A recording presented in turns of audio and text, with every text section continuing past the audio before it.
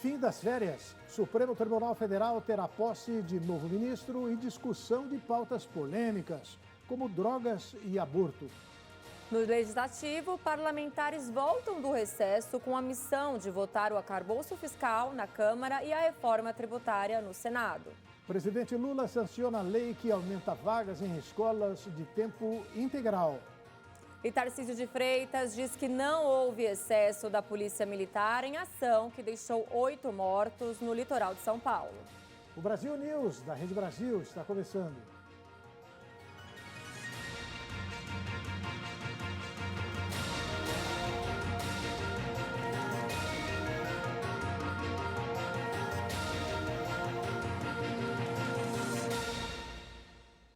Após o recesso de julho, o Supremo Tribunal Federal retoma suas atividades com a posse do novo ministro Cristiano Zanin e a votação de pautas polêmicas, como o julgamento sobre drogas. Ao voltar em agosto do recesso do Judiciário, o Supremo Tribunal Federal terá à sua frente uma pauta repleta de temas polêmicos.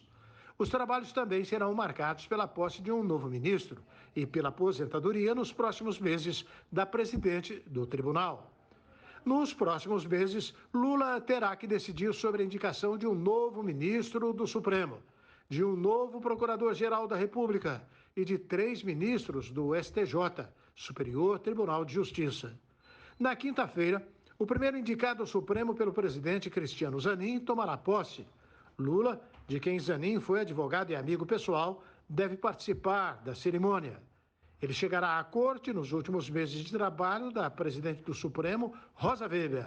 Ela completa 75 anos em outubro e terá que se aposentar. O sucessor da presidência será Luiz Roberto Barroso. A tendência é que a ministra se aposente ainda no mês de setembro. Antes disso, ela planeja colocar em votação uma série de temas que considera importantes.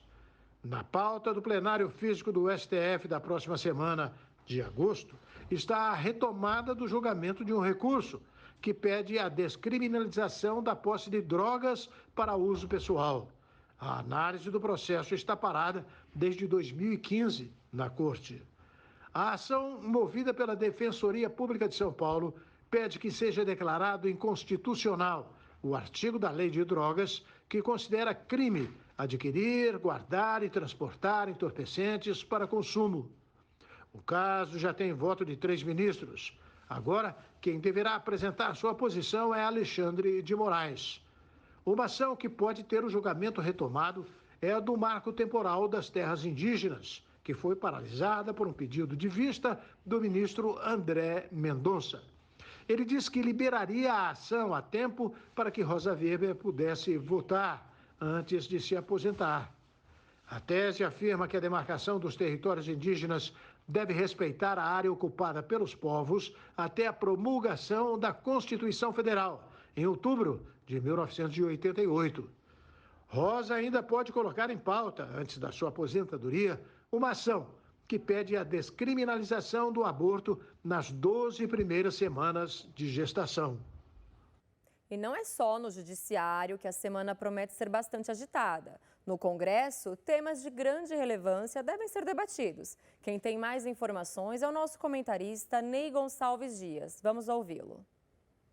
Na Câmara Federal, começa a avaliação para a levada a plenário do arcabouço fiscal. Há uma pressão ao relator Cajado. Cajado é o mesmo deputado que relatou a primeira etapa. Há uma pressão sobre ele para que aceite algumas emendas, algumas mudanças feitas no Senado. É o caso do Fundeb. Há deputados que estão pressionando para ele deixar o Fundeb lá fora do teto de gastos. Essa é a primeira prioridade da Câmara nessa semana. No Senado, nós temos o arcabouço fiscal, a reforma tributária. O Senado tem que votar a reforma tributária. E a gente não sabe ainda qual é o nível de mudanças que foram feitas na reforma tributária. O relator Aziz disse que precisa fazer algumas mudanças, mas não se sabe quais foram até agora, apenas alguns pálidos sinais. E também, no Senado, começa a votar agora o problema do CAD. O CAD é aquele órgão que julga as multas fiscais. Antigamente, até o presente momento, Quando há empate na votação, ganha o impetrante, o cliente. Agora, a lei muda. Em caso de empate do julgamento, o dinheiro vai para o governo federal. E no Senado, este aqui é o último semestre da ministra Weber.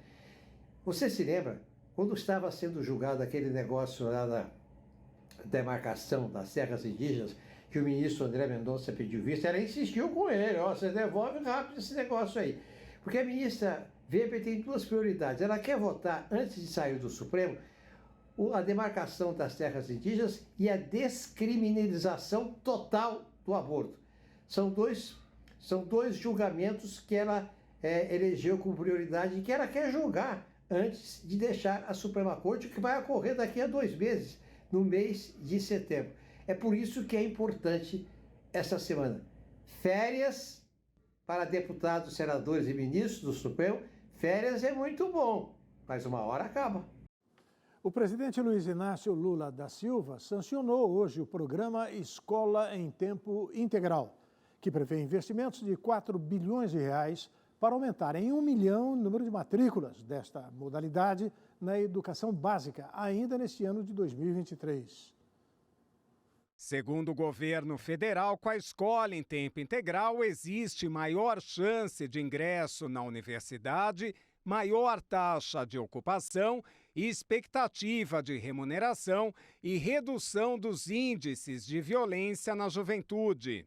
A ideia aqui é se construir uma política nacional, uma política que possa olhar com equidade e com distribuição das matrículas, desde a creche até o ensino médio, para nossas crianças e para os nossos jovens.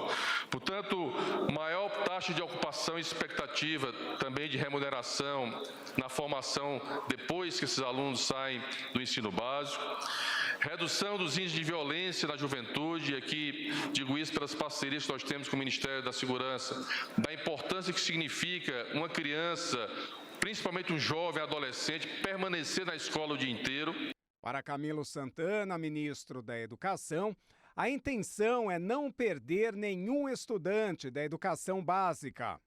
Depois o MEC pode passar, ele vai oferecer uma espécie de assistência técnica e também indução financeira nesse programa. Porque a escola tempo integral não é só aumentar o tempo na escola. É um conjunto de ações que passe a ampliar na formação das equipes, na definição da gestão dessas matrículas lá em cada escola. O programa tem como meta atingir 3.200.000 novas matrículas em tempo integral até 2026, o que equivale a 25% dos estudantes da educação básica. O presidente Lula sancionou nesta segunda-feira a lei que institui o programa Escola em Tempo Integral. Isso não pode fazer. Gasta muito. A gente nunca se perguntou o quanto custou a gente não fazer. Nunca. Nós nunca paramos para perguntar quanto custou não alfabetizar esse país no começo do século passado. Para Lula, a educação é o investimento mais importante que um país pode fazer para o seu povo. Sem oportunidades iguais para todos e todas, não se pode falar em meritocracia. Não se mede o mérito de uma pessoa pela quantidade de dinheiro e privilégios que ela tem. Com oportunidades iguais e acesso à educação pública de qualidade, todos e todas saem lado a lado na linha de partida, em igualdade de condições, em direção à chegada que é o futuro. Ele disse ainda que a escola em tempo integral não é apenas deixar alunos no colégio o tempo inteiro, mas sim oferecer atividades complementares e garantir os melhores estímulos intelectuais, culturais e psicossociais. O ex-presidente Jair Bolsonaro agradeceu as doações recebidas por Pix e disse que quase 1 milhão de pessoas contribuíram. Em evento do PL Mulher em Santa Catarina, o ex-presidente Jair Bolsonaro agradeceu a todos que lhe enviaram pagamentos por Pix nas últimas semanas. Ao comentar feitos de seu governo, o ex-chefe do executivo lembrou que foi em sua gestão a criação do sistema de pagamento instantâneo e aproveitou para agradecer a todos os apoiadores que lhe enviaram valores por Pix. Depois criamos em nosso governo o Pix. Muito obrigado a todos aqueles que colaboraram comigo no Pix há poucas semanas. Mais do que o valor depositado, quase 1 milhão de pessoas colaboraram, com 1 centavo a 20 centavos, a R$20 em média.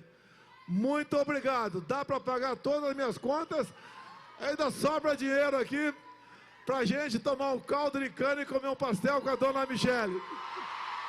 Dados obtidos pelo jornal Folha de São Paulo de um relatório do COAF, Conselho de Controle de Atividades Financeiras, sobre as contas de Bolsonaro, revelaram que ele recebeu 17,2 milhões de reais nos primeiros 6 meses de 2023 em transações por Pix. É a primeira vez que o ex-presidente comenta as doações desde que o valor foi revelado na última quinta-feira. A participação de Bolsonaro pegou o Michele de surpresa, já que estava previsto que ele entrasse numa transmissão pelo telão e não presencial. Dá pelo menos um bom dia aqui, já que ele invadiu o evento das mulheres, né? Era para ele aparecer no telão. E a seguir, campanha nacional de aleitamento materno incentiva a amamentação no trabalho.